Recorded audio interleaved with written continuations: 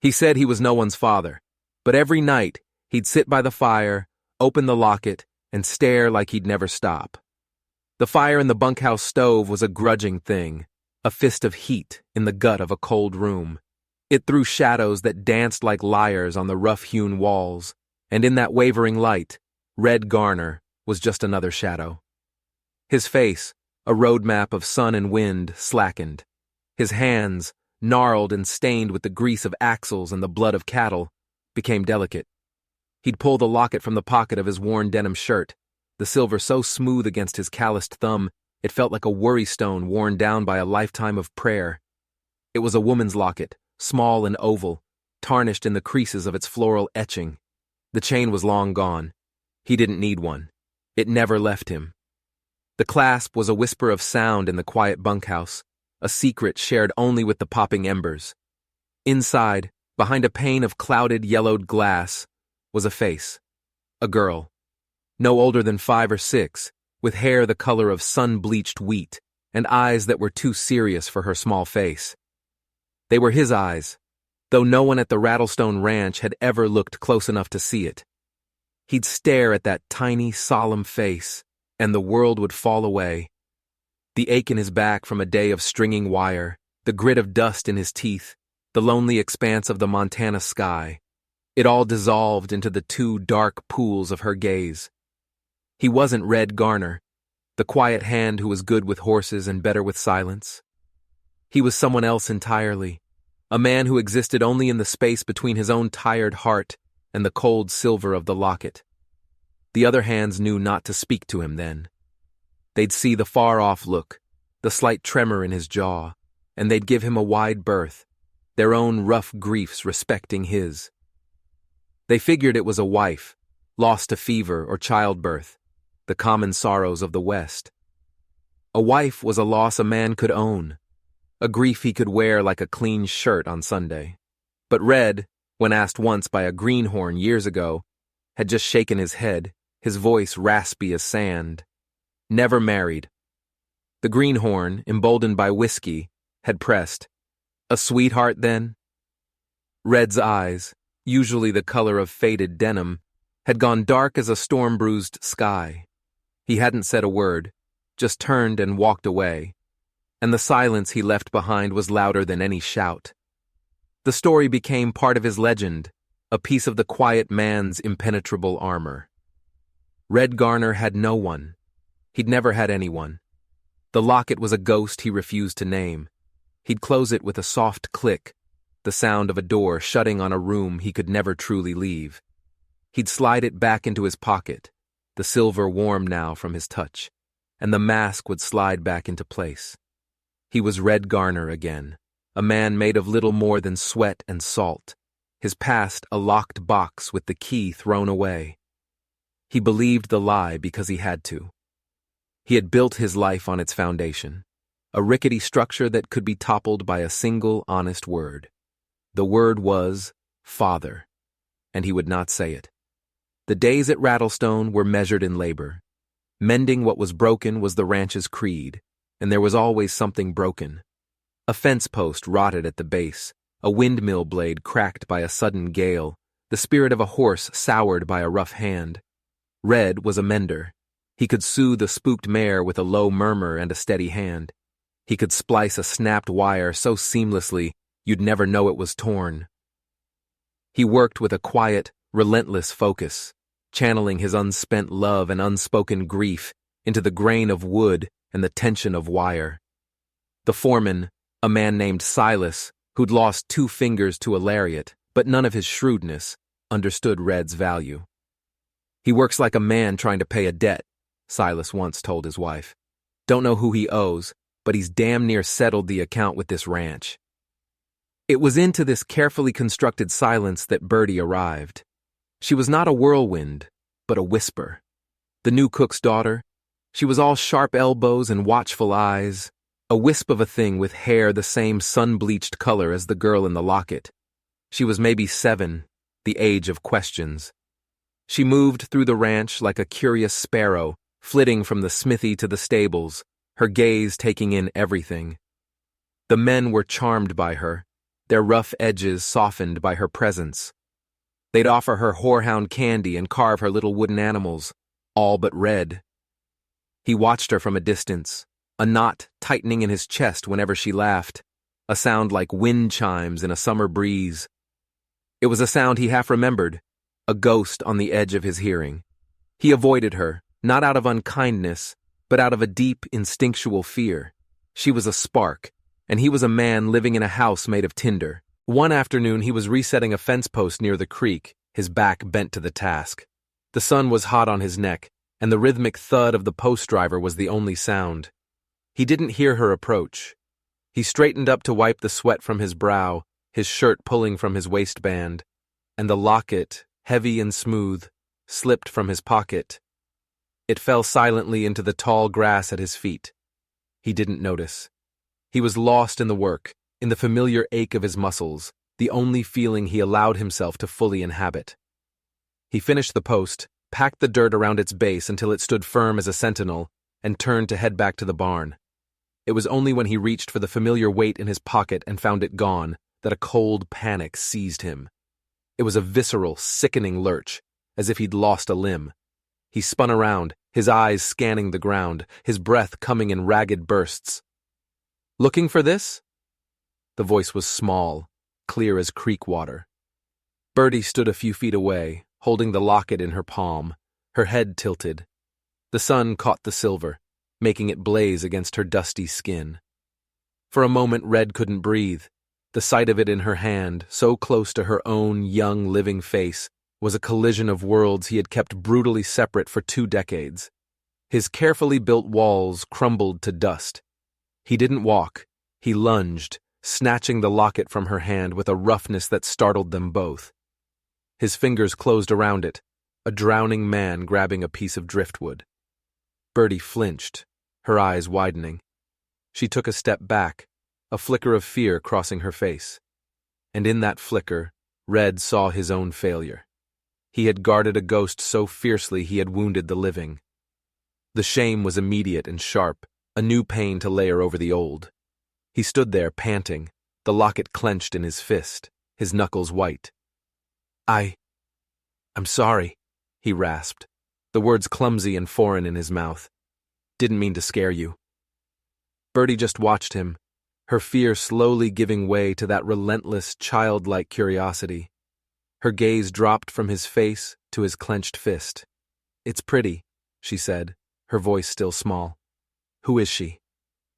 The question he had spent a lifetime avoiding, asked by a child in the afternoon sun. He could feel the lie rising in his throat, the familiar bitter taste of it. "No one," he said, his voice flat. He turned to leave, needing to escape her clear, unwavering gaze. "She looks sad," Bertie said to his back. He stopped, his shoulders rigid. He didn't turn around. He couldn't. He just stood there, the Montana sky vast and empty above him, the locket burning a hole in his hand. The lie had been spoken, but for the first time, it felt thin as paper, and the truth was a fire burning right behind it. He walked away without another word, but he knew something had shifted.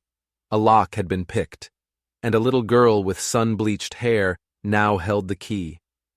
The days that followed were different. The quiet between Red and the world had been a comfortable blanket. Now it was a taut wire, humming with unspoken things. Bertie didn't press him, but her presence was a constant question.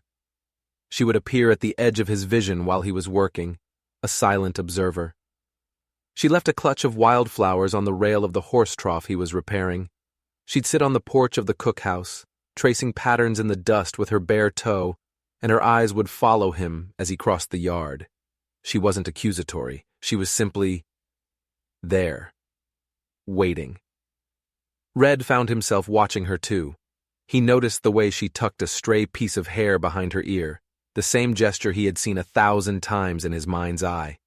He saw the fierce concentration on her face as she tried to braid a piece of twine. He heard her humming a tuneless song to a stray cat, a low, gentle sound that made his heart ache with a hollow, phantom limb of a memory. He was terrified, not of her, but of what she stirred in him. The grief he had packed down like hard earth was starting to crack, and little green shoots of feeling were pushing their way through. One evening, he was rubbing down a nervous colt in the barn. The air was thick with the smell of hay and horse and warm leather. Bertie slipped in, silent as a barn owl, and sat on a hay bale a few feet away. For a long time, neither of them spoke. The only sounds were the soft whisk of the curry comb and the colt's gentle snorts.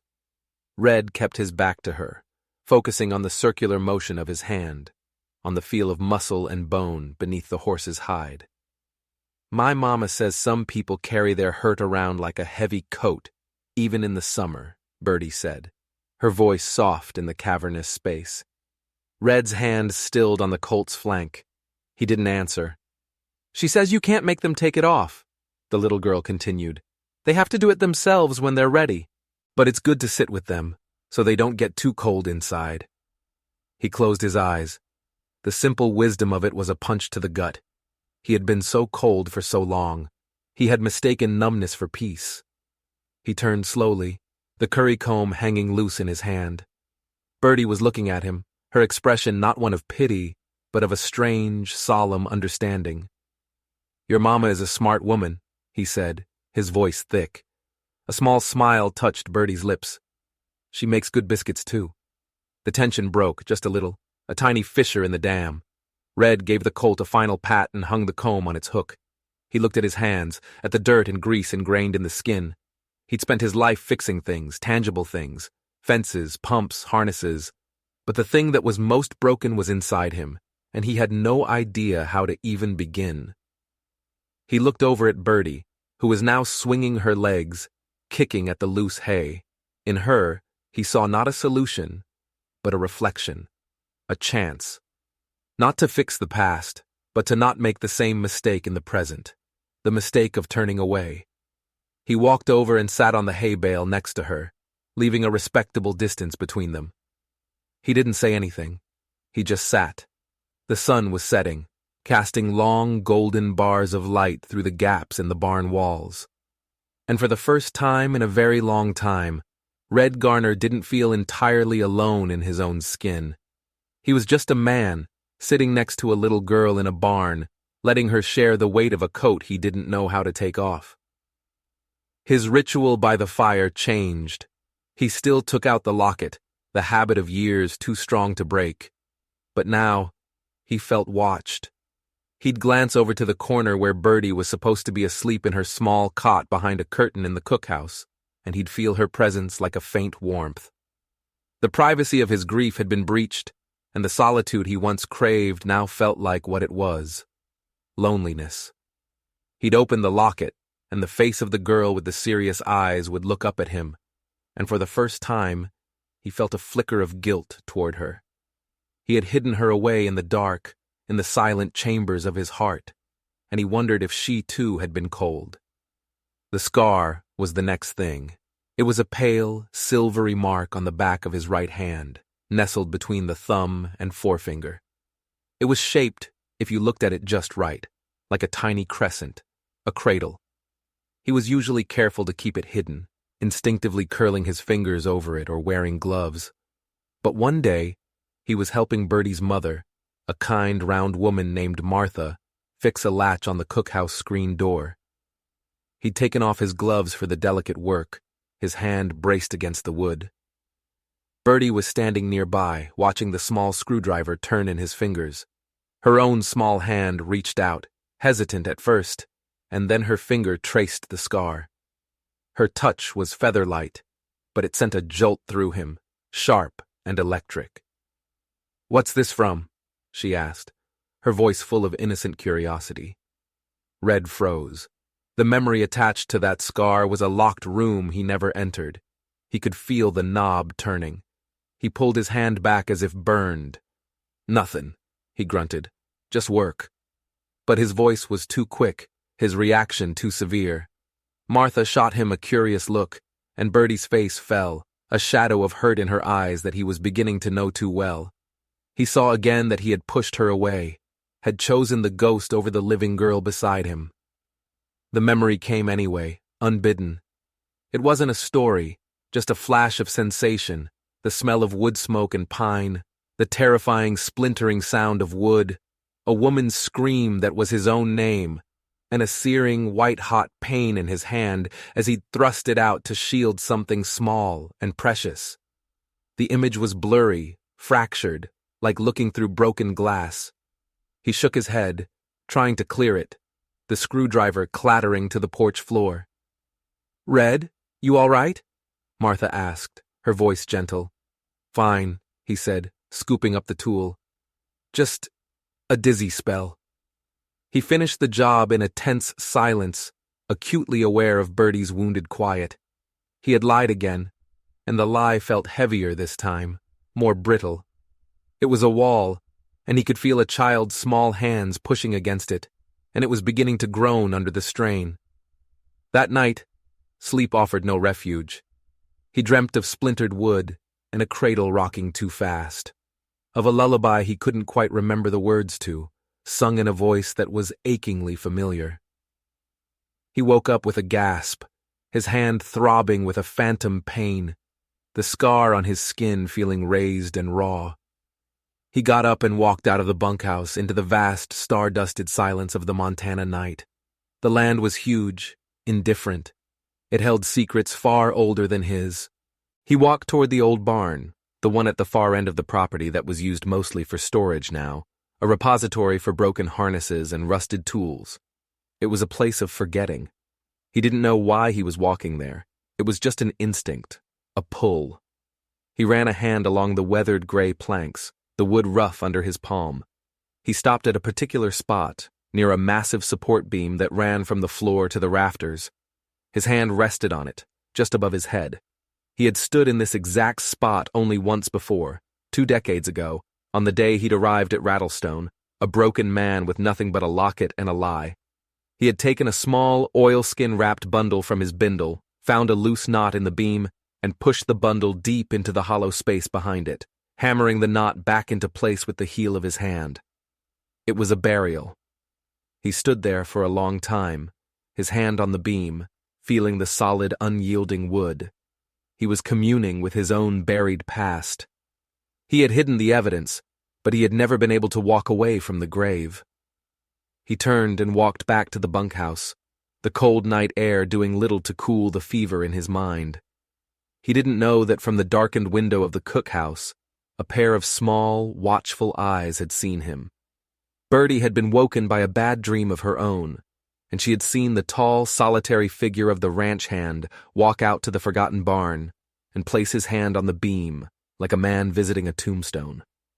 The next day was Saturday, a half-day of work followed by the languor of a long afternoon. The men played cards or mended their own clothes.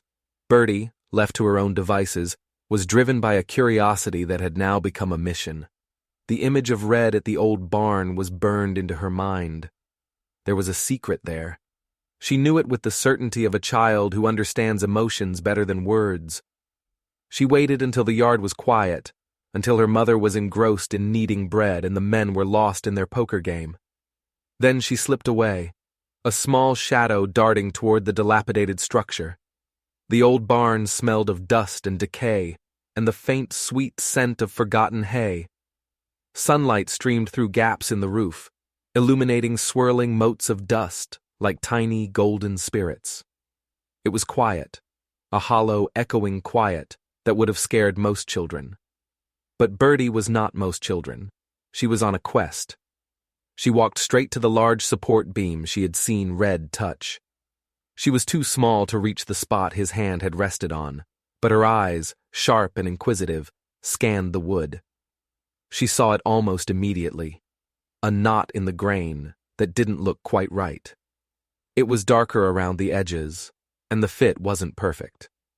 She dragged over a rickety wooden crate, the kind used for shipping dry goods, and clambered on top of it. Now she could reach. She poked at the knot with her finger. It wiggled. Her heart started to beat a little faster. Using both hands, she worked her small fingers around the edges, pulling and twisting. It was stuck fast. She looked around, her eyes landing on a rusted old pry bar lying near a pile of debris. It was heavy, but she managed to drag it over, Using the crate for leverage, she wedged the tip of the pry bar into the crack and pushed with all her might. The wood groaned. Then, with a sharp crack, the knot plug popped out and fell to the dusty floor. Bertie peered into the dark hole. At first, she saw nothing but cobwebs and blackness. She reached her small hand inside, her fingers brushing against something smooth and slick. She grasped it and pulled. Out came a small bundle, wrapped in dark, oiled cloth and tied with a leather thong. It was heavy for its size. She sat down on the dusty floor, the bundle in her lap, the sunlit dust motes dancing around her. Her hands trembled slightly as she worked at the knot on the leather thong. It was tight, swollen with time. After a few minutes of struggling, it came loose. She unwrapped the oilskin, layer by layer, until she revealed what was inside. It was a stack of letters, tied with a faded blue ribbon. The paper was yellowed and brittle at the edges. Tucked inside the ribbon was a single dried flower. A lilac, its color faded to a dusty purple, its scent long gone. Bertie couldn't read cursive very well, but she could make out the names. On the top envelope, written in a flowing, elegant hand, was the name read. And at the bottom of the letter, a name signed with a flourish, Ilara. Bertie knew, with a certainty that settled deep in her bones, that she was holding Red's heavy coat in her hands. She didn't read the letters. She felt that would be a betrayal. These were not for her. She carefully rewrapped the bundle, slid it into the pocket of her pinafore, and slipped out of the barn, leaving the dark, empty hole in the beam like an open wound. She didn't know what to do. Giving them directly to Red felt wrong. He had denied the locket, denied the sadness.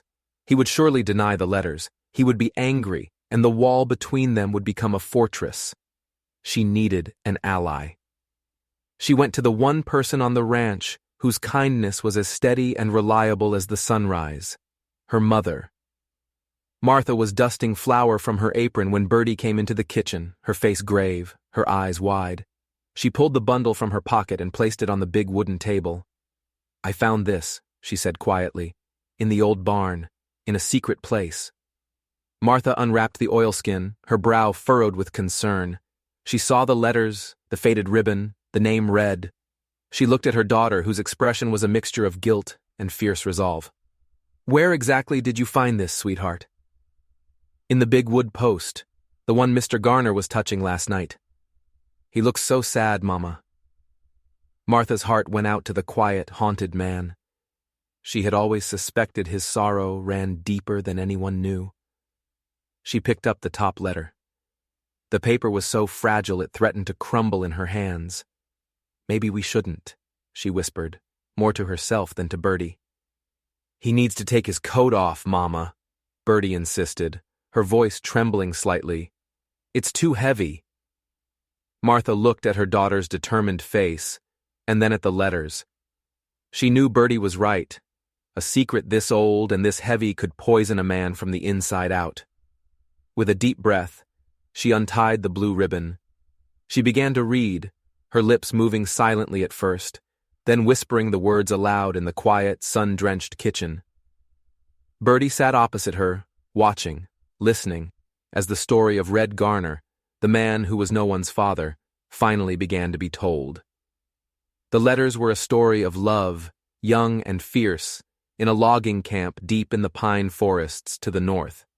Ilara's words painted a picture of a different Red, a young man with a quick laugh and eyes full of dreams, a man who could name the constellations and who promised her a house with a porch overlooking a valley.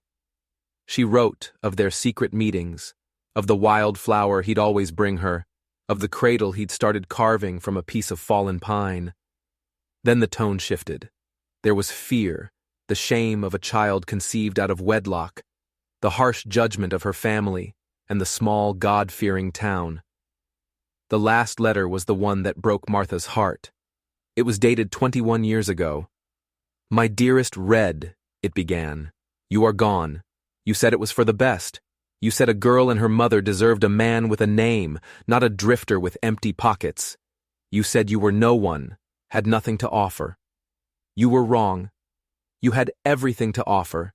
You had my heart. I have not told them you are the father. I have let them believe the story you wanted, that you were just a hired hand who moved on. I am protecting you, as you thought you were protecting me. But I will not deny our child. Her name is Lily. She was born this morning, small and perfect, with your serious eyes and a tuft of hair the color of corn silk. I will raise her, Red. I will tell her about her father, the man who loved the stars and had hands that could build anything. I will tell her he was not a coward, but a man who loved us so much he broke his own heart to give us a chance. I pray this letter finds you. I will send it to the general delivery in Helena, as you said you might pass through there. Come back to us, Red, or just know that you are a father, and you are loved. Forever yours, Alara. Tucked behind that letter was another, smaller note, written in a different, shakier hand. It was from a woman who signed her name as Sarah, Ilara's friend. It was dated 5 years later. Mr. Garner, it said, I don't know if you will ever get this. Ilara's letters all came back from Helena unclaimed. She died last winter from the fever. She never stopped loving you. Little Lily is with her now. The fever took her too, a week after her mother. She was a bright, beautiful child. She loved to hear stories about you. Ilara asked me to try and find you if anything ever happened to her. She wanted you to have the locket. It was hers. She put Lily's picture in it for you. Someone said a man matching your description was working down at a big ranch in the Rattlestone Valley. I pray this finds you, and that God has mercy on your soul. Martha's hand trembled as she put the letters down. Tears streamed freely down her face. Bertie watched, her own eyes welling up in sympathy, understanding the shape of the tragedy, if not all the words. The quiet man's sorrow was no longer a mystery. It was a vast, bottomless ocean. He hadn't lost a wife. He had abandoned a family out of a misguided, sacrificial love, and in doing so had lost everything. He had been living in a tomb of his own making for 20 years, punishing himself for a choice he thought was noble. He wasn't just grieving, he was performing a penance. He doesn't know, Martha whispered, her voice thick with emotion. He thinks he saved them. He doesn't know they're gone. The weight of it filled the small kitchen, heavier than any sorrow Martha had ever known. The lie Red had told was not just to the world, it was to himself. The truth, that his sacrifice had been for nothing, that the family he'd set free had perished without him, was a truth that could shatter a man completely. Martha retied the letters with the faded blue ribbon, her hands shaking. She looked at Bertie, whose small face was a mask of solemnity. This was too much for a man to bear alone. But how could they tell him? How could they deliver a blow that might be the final one? The broken fence became the proving ground. A section of the north pasture fence, bordering a steep rocky ravine, had been splintered by a lightning strike. It was a dangerous break, and Silas tasked Red with its repair, knowing he was the most meticulous man for the job. It was slow, hard work, digging new post holes in the rocky soil, stretching the wire taut. To everyone's surprise, Bertie started following him out there each afternoon. She'd bring him a jar of cool water from the well and then sit on a large, flat rock, watching him work. She didn't chatter or ask questions anymore. She just offered her quiet company. At first, Red was tense, his silence strained, but Bertie's persistence was gentle, unwavering. She was like a small, steady flame that refused to be extinguished by his coldness. He started to look for her, a small part of him disappointed if she was late. Her presence made the lonely work less so. One afternoon, as he was setting the final post, she came over to inspect his work. The new posts were straight and true, the wire humming with tension. It was a good, solid fence, a thing repaired. Bertie picked up a horseshoe nail from his tool bag. She went to the new corner post, its raw pine scent sharp in the air, and carefully, painstakingly, began to scratch a letter into the wood. She carved a B for Bertie. She stood back to admire her work, then looked up at him, a silent invitation in her eyes. Red stood frozen, his heart hammering against his ribs. He looked at the B etched into the wood. such a small, defiant mark of existence. I am here. He thought of the cradle he never finished, of the name he never got to speak. He thought of a little girl with his eyes, a girl he had willed himself to forget. His hand, the one with the crescent-shaped scar, reached out and took the nail from Birdie's fingers. His hand was shaking. He knelt by the post, next to her bee. The wood was smooth and clean under his touch. He hesitated for a long moment, the silence of the pasture stretching out around them. Then, with a slow, deliberate pressure, he carved a letter next to hers. An L. He didn't know why he did it. It was an impulse born of a sorrow so deep it had finally overflowed. The L was shaky, imperfect, but it was there, etched into the wood, a secret confessed to the sky, the wind, and a little girl who didn't know what it meant, but understood the weight of the moment perfectly.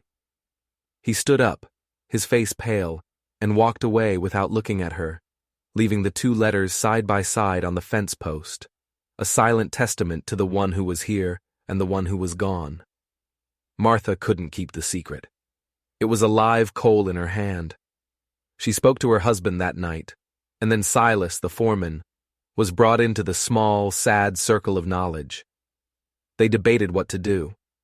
Silas, a practical man, argued for leaving it be. Some wounds are best left scarred over, he said, his voice low. The truth might kill him. The secret is already killing him, Martha countered, her voice fierce. He's dying of it, a little more each day.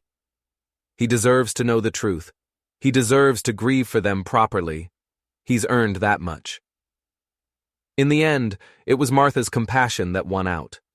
They decided she would be the one to talk to him. She was a mother.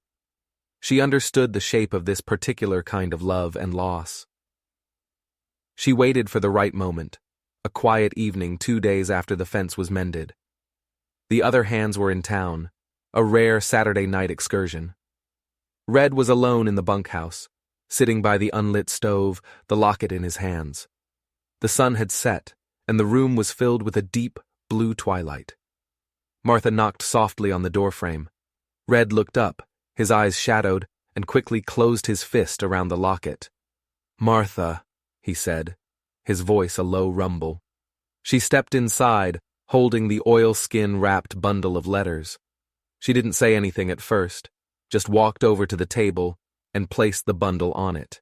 Red's eyes followed the movement, and when he saw the familiar shape of it, the familiar leather thong, a look of pure, stark terror crossed his face. He knew what it was. He shot to his feet, his chair scraping harshly against the floor. "Where did you get that?" he demanded, his voice a ragged whisper. "Birdie found it. In the old barn," Martha said gently. "Red. I read them." The air went out of him. He visibly deflated, his broad shoulders slumping, his face ashen. He sank back into his chair, looking at the bundle on the table as if it were a coiled snake. All the fight, all the denial, drained away, leaving behind a man hollowed out by a lifetime of secrets. "You shouldn't have," he murmured, but there was no anger in it, only a profound, bottomless exhaustion. "She wrote to you," Martha said, her voice thick with unshed tears. "She loved you. She named your daughter Lily." Red flinched at the name, a spasm of pain crossing his face. It was the first time he had heard it spoken aloud by another person. The sound of it was a physical blow. He bowed his head, his hands covering his face. His shoulders began to shake, silent, racking sobs that seemed to be pulled from the very core of his being. He had built a dam of denial 20 years high, and now, with a few gentle words, it had been breached. The flood was immense, a torrent of grief and guilt and lost love that he had held back for a lifetime. Martha came and stood behind him, her hand resting lightly on his trembling shoulder. She didn't offer platitudes or easy comfort. She just stood with him in the twilight, a witness to the breaking of a man. She let him cry until the sobs subsided into ragged, hitching breaths. When he finally looked up, his face was ravaged, the careful mask of stoicism utterly destroyed. His eyes were red-rimmed and full of a question he seemed unable to ask. Martha knew what he needed to know. She pulled up a chair and sat opposite him, her expression full of a sorrow that mirrored his own. She told him the rest of it, her voice soft and steady. She told him about the letters that came back, about Alara's unwavering love, about her friend Sarah's final note. She told him about the fever. As she spoke, a strange stillness came over Red. The wild grief receded, replaced by an unnerving calm, the quiet at the center of a hurricane. He had imagined 1,000 different lives for them. A new husband for Alara, a good man with a name and a future, a happy childhood for Lily, full of dolls and dresses and a father who could give her the world. He had tortured himself with these images of the life they had without him, the life he had gifted them with his absence. The reality of their loyalty, their poverty, their lonely deaths, was a truth far crueler than any he had ever imagined. His sacrifice had not been a noble act that saved them. It had been a futile gesture that had merely orphaned them before they died. The weight of his failure was absolute. He didn't speak for a long time after Martha finished. The twilight deepened into darkness, and the bunkhouse was filled with shadows. He reached out a trembling hand and touched the bundle of letters. He ran his thumb over the faded blue ribbon. He had nothing left. The lie he had lived by was gone. The hope that had been his secret torment was gone. All that remained was the stark, barren truth. "Thank you," he said finally, his voice hoarse, unrecognizable. He said it to Martha, but it felt like he was saying it to the ghosts in the room. "Thank you for telling me. Thank you for ending the lie." He stood up, picked up the letters, and walked out of the bunkhouse, into the night. He didn't know where he was going.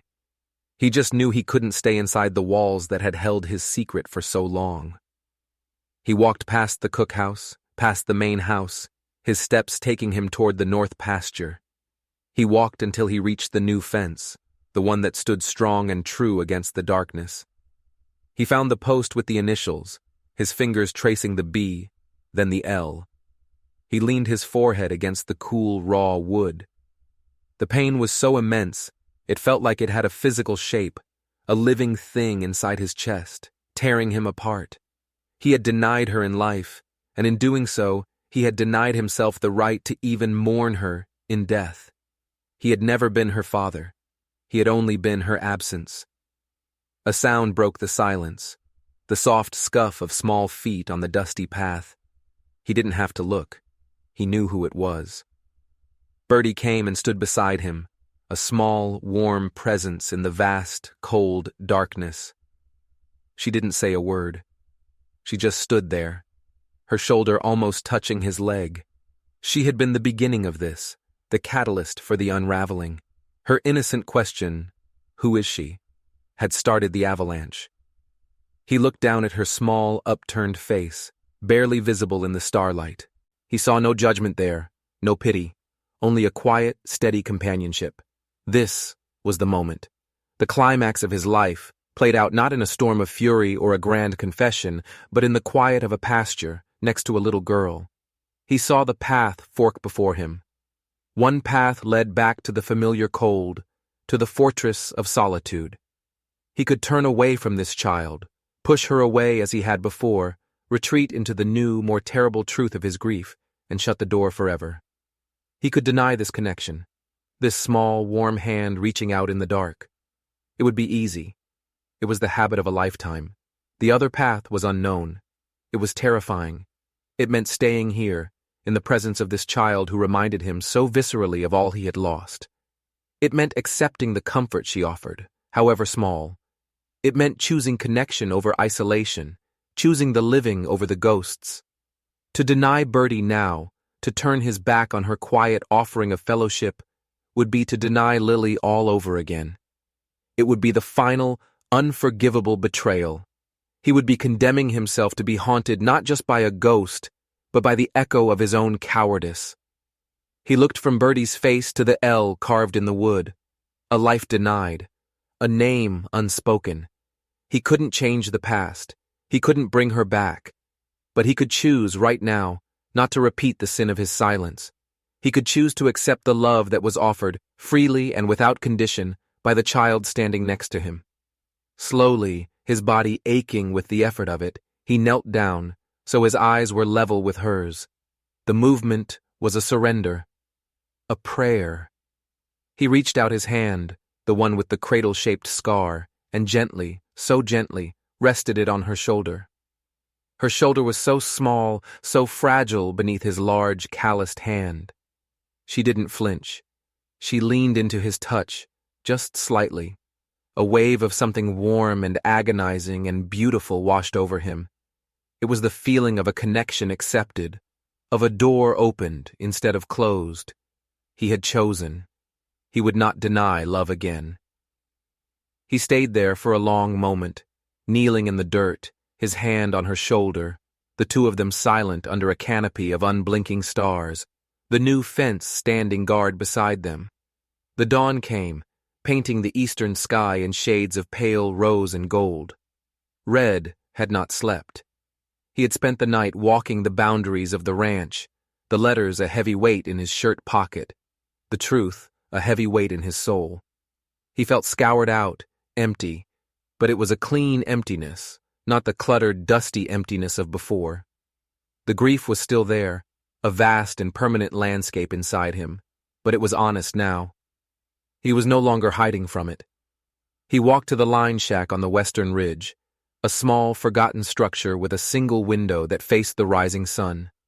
The wood was silvered with age, the roof sagging. It was a place of quiet decay. He stepped inside. The air was still and smelled of dry dust and pack rats. He went to the window. The sill was thick with grime. He wiped it clean with his sleeve, a small, deliberate act of preparation. He took out the locket. He held it in his palm, the silver cool against his skin. He opened it one last time, looking at the serious, beloved face of his daughter. For 20 years, he had kept her in the dark, a secret prisoner of his shame. Now, he would give her the sun. He placed the open locket on the windowsill, positioning it so the first rays of morning would fall directly on her face. He was not hiding her anymore. He was offering her to the light, a final, silent acknowledgement. This is my daughter. Let the world see her. He left the locket there, a small silver prayer on a dusty windowsill, and walked back out into the morning. The world felt new, painfully bright. The colors of the land, the sage green, the earthen brown, the vast blue of the sky, were sharper, more vivid. He walked not with the heavy, shuffling gait of a man burdened by secrets, but with the slow, deliberate pace of a man who has accepted his load. He found himself back at the north pasture fence. He stood before the post, before the 2 letters carved into the wood. B and L, Birdie and Lily, the living and the dead, the connection he had accepted and the one he had denied. He laid his hand over the initials, the rough wood a comfort against his palm. The wind, a constant companion on the high plains, picked up, whispering through the wire, rustling the dry grass. It was the same wind that had heard his lies for years, the same wind that had carried away the sound of his lonely footsteps. He took a deep breath, the clean, cold air filling his lungs. He had never spoken her name, not once. It had been a locked word, too sacred and too painful to form. But now, standing here, having given her to the light, having chosen connection over solitude, the word rose in him, demanding release. He opened his mouth, and the sound came out, not a whisper, but a clear, steady word, spoken into the vastness of the morning. Lily. He finally said her name, and the wind didn't take it.